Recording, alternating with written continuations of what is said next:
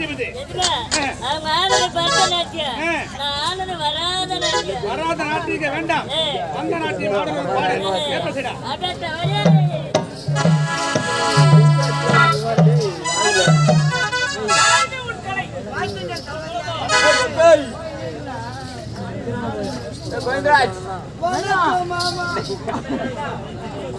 மாமா சாக்கடிச்சு மாதிரி ஆயிப்போச்சு.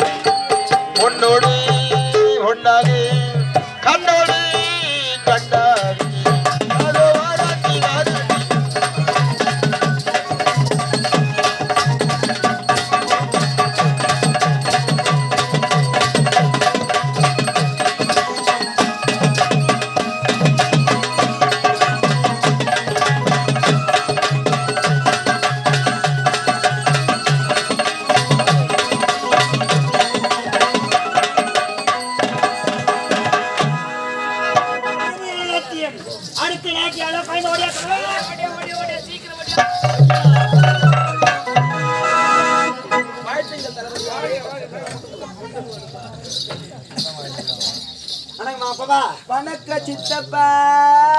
நான் உங்க பொண்ணா வராதிக்கிற பொண்ணு வந்து ஒரே சித்து பாண்டி போடுவேன். இவங்க ஏண்டா ஏன் பணமர மாதிரி வந்து குடிக்கிறியா?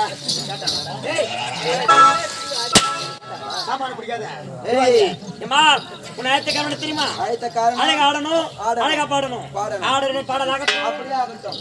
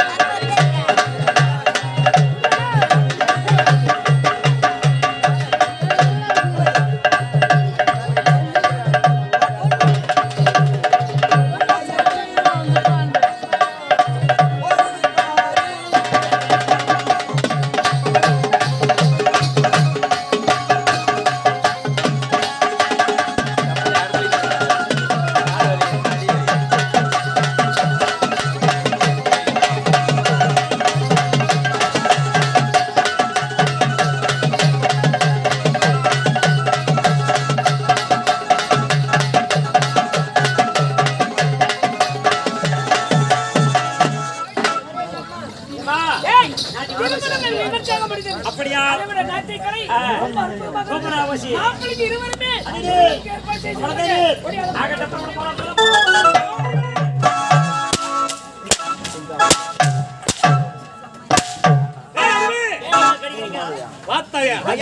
இந்த கிழட்டு மகாராணி என்னை பத்தி என்னை பேசிவிட்டார். உன்னை பார்த்து செருப்புக்கு சமம் என்றும்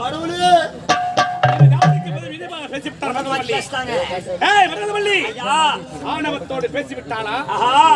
இரண்டு மக்களையும் இந்த நாட்டில் வாழ வைத்துவிட்டு மமதை பேசிவிட்டாளா? எப்படி பேசணும்? நான் எப்படிப்பட்டவன்? திட்ட போட்டு நான்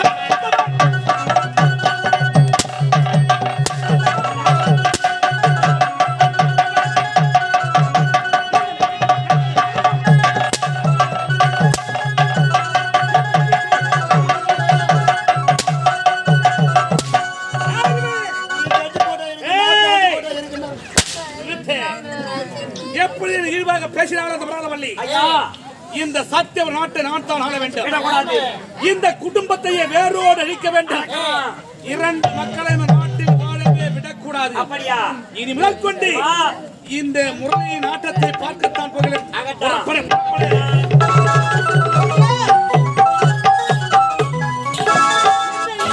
தெரியுமா உனக்கும் எனக்கும் முதலிரவு.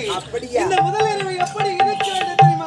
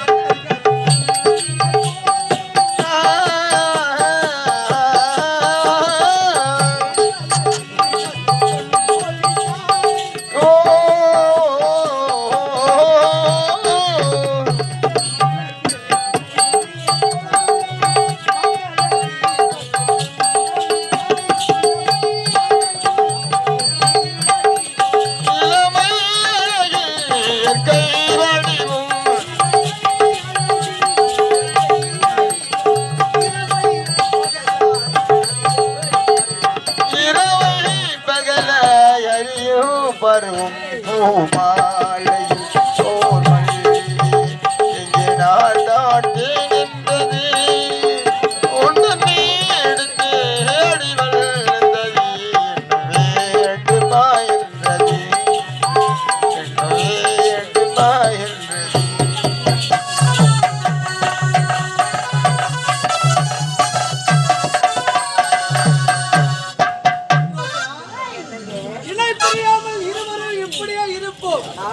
ஆடுகின்றமே பாடுகின்றமே இதெல்லாம் எதற்காக மொத்தமா உள்ள சொல்ற மாதிரி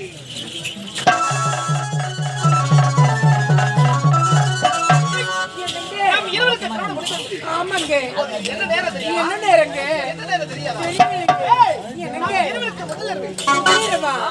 என்னங்க அப்படின்னா என்ன நேருக்கு தெரியாதுங்க ஆமாங்க எப்படிங்க எப்படி இருக்குங்க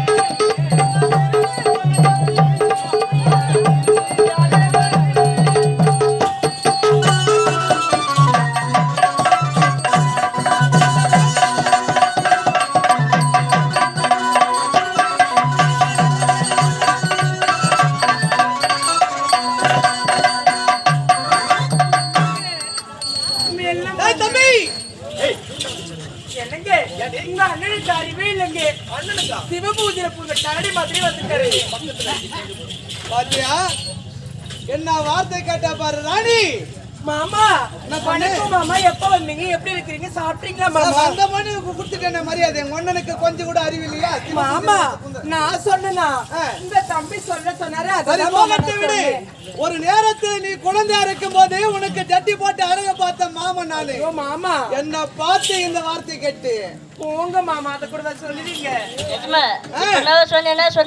டேய், ஒரு நேரத்திலே குழந்தையா இருக்கும்போது அவளுக்கு ஜட்டி போட்டு அழகு பார்த்த மாமன் சொன்ன என்னப்பா? அப்ப ஜட்டி போட்டு பார்த்தேன், இப்ப ஜட்டி கேட்டு போறான்.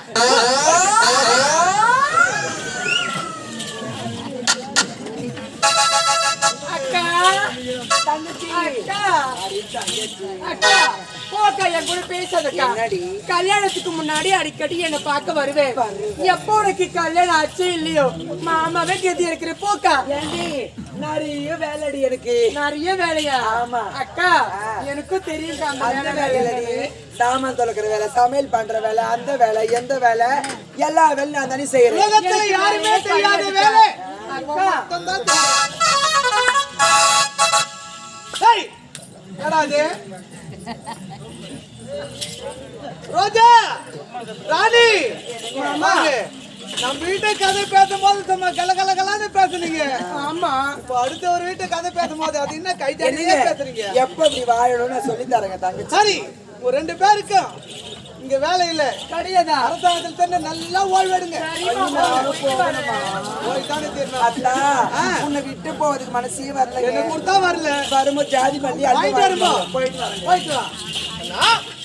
எப்போது பார்த்தாலும் கொண்டாடி கொண்டாடிச்சிருந்தால் நாட்டு மக்கள் குறை என்ன டேய், இப்போ என்ன நடந்து விட்டது அதை மட்டும் சொல்லு. நாட்டு மக்கள் குறை தீர்க்க வேண்டும். ஆனால் ராஜாவை வணங்குகிறதா? எது? ராஜாவை வணங்க கிடையாது. சூப்பரா தளபதியாரே. மக்களுடைய குறைகள் தீர்க்க வேண்டும் என்றால் நமக்கு என்ன வேண்டும்? மக்கள் குறை தீர வேண்டும், கஜானா பணம் இருக்க வேண்டும். ஏன் இல்லை? எப்படி இருக்கும்? தந்தைக்கு பிறகு அரசாங்க வேலை அத்தனை நான் ஒருவராக செய்து வருகிறேன். இது நான் எங்கு சென்று கப்ப பணத்தை வசூலிப்பது? என்னால முடியலன்னு சொல்லு. அது எப்படி? தம்பி, ஆடா, நான் சொன்னதாக நீ சென்று பல நாட்டு மன்னர்களை சந்தித்து நமக்கு சேர வேண்டிய கப்ப பணத்தை வாங்கி வருவது உன்னுடைய கடமையாக புறப்படப்போம். உங்களுக்கு பிறகு நாட்டை ஆள்வது யார்? எனக்கு பின் நாட்டையாள தகுதி உன் அண்ணனுக்குத்தான் உள்ளது. உண்மைதான். அண்ணன் சென்றால் நாட்டு மக்கள் கப்ப பணத்தை கொடுப்பார்கள்.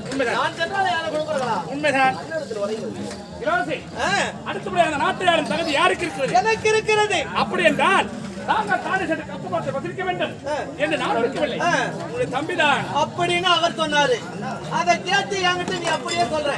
வாடா இங்க தலை குனியடா, நிமிர்றா. சரி, போகட்டும் விடு. நீங்கள் சென்றால் அங்கு எதுவும் நடைபெறாது. நானே போகின்றேன். நான் சென்று வரை இந்த நாடும் நாட்டு மக்களும் சர்வ ஜாக்கிரத்தோடு பாதுகாப்பது என்னுடைய கடமை. கவலையை பற்றி புறப்படுகிறேன். என் தம்பியோ திண்ணறியவன், ஒன்று அறியாதவன். இவனை பாதுகாப்பது என்னுடைய கடமை. தம்பி, உன்னை நம்பி புறப்படுகின்றேன். அண்ணனோ எல்லாம் சென்று விட்டால் கப்ப பணம் வசூலிக்க.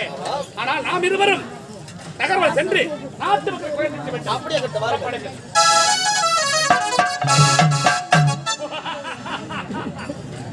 ஜீவா, ஜீவா நகரம் சென்று கொடுக்கின்றான்.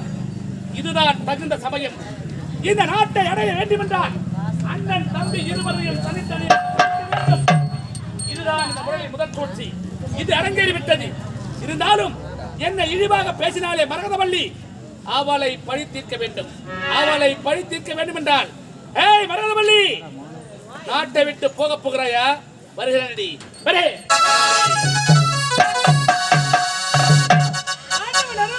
என் இரு மக்களுக்கு திருமணத்தை நல்ல முறையிலே முடித்துவிட்டேன். இப்போது என்னுடைய நாட்டுக்கு புறப்பட வேண்டும். வருகிறேன்.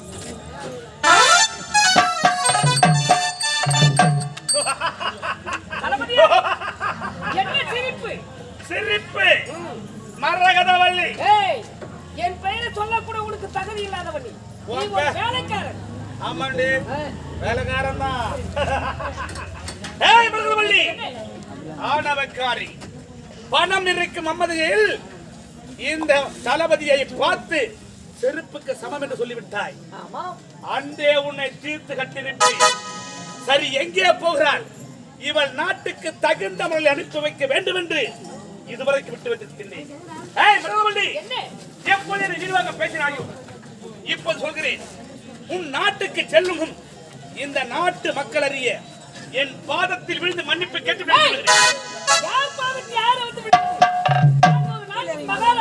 நீ ஒரு வேலைக்காரன். உட்பாதத்தில் வந்து நான் விடுவதா? வேண்டாம், விளையாட்டி விளையாட்டி விபரீதமாக முடித்துவிடும். மகாராணி. ஆமா.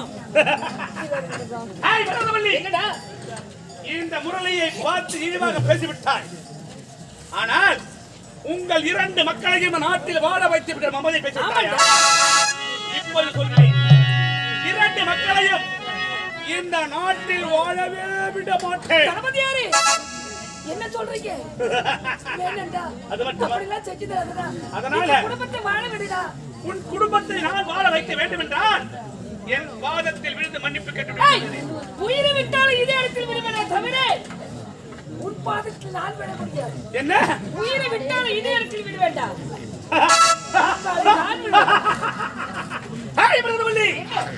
இதுவரைக்கும் என்னென்னோ பேசினாய். என்னுடைய செவிகள் எதுவுமே விழவில்லை. ஆனால் இறுதியாக ஒரே ஒரு வார்த்தை சொன்னாயே, உயிரை விட்டால் விடுவேன், உன் பாதத்தை விட மாட்டேன் சொன்னாயே. ஆமாண்டா, அந்த ஒரே ஒரு வார்த்தை தான் என் காதில் விழுந்தது. என்ன? ஆமாண்டி. என்ன செய்ய போற? உன்னை இப்பொழுதே மரகத நாட்டுக்கு நீ எப்படி வந்தாயோ அப்படி அனுப்பி வைப்புதான் இந்த முறை முதல். அது உனக்கு சிரமமே தேவையில்லை. அப்படியா? மரகதவள்ளி, என் காலில் விழுந்து மன்னிப்பு கேட்க முடியுமா? முடியாது. ஆடவ காரியம்